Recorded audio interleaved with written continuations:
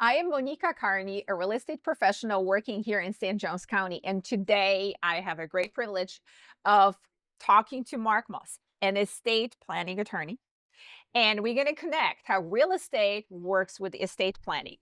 And my emphasis will be on all these lovely residents from Rivertown that came from different states, just like me, and they think they have this all put together. They have the will, they have the trust, they're all covered. Well, I don't know that they are. And Mark will tell you how, because of the law changes, it's different in Illinois, it's different in Florida. So you're going to have it reviewed because otherwise you're just leaving a lot of money, a lot of assets on the table, and you might not even get what you thought you're getting. Absolutely. Well, I appreciate that. So, yeah, I'm very fortunate. We do a lot of work in Mm. Rivertown and Watersong and help those residents out. And some of those horror stories that we've talked about in here Uh-huh. specifically, someone passes away and they were not on the title. They might have been married, but they weren't on the title. Now they have 6 months.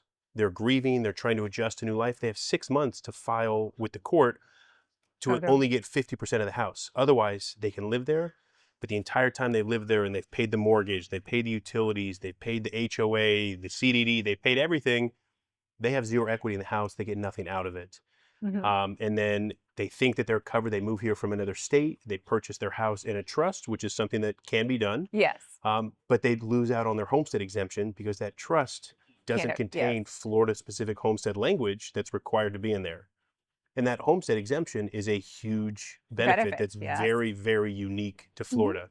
So there's a lot of issues that can occur coming from another state without at least taking advantage of that free consultation and working with a real estate professional like yourself that knows some of these things while you can't give legal advice or shouldn't. Yes, yes, You know enough to say, well, that's great that you're putting in this trust from Illinois, but does yes. it have specific language? I know that it needs language. Mhm. Have you talked with a local attorney to get that verified and make sure that you can receive those benefits unique to Florida?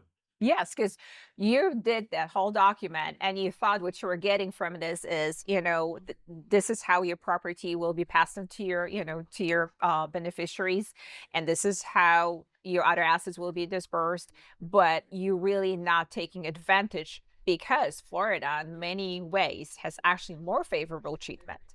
So you owe it to yourself. You came here to have a great life. You owe it to yourself to make sure you also get the better treatment.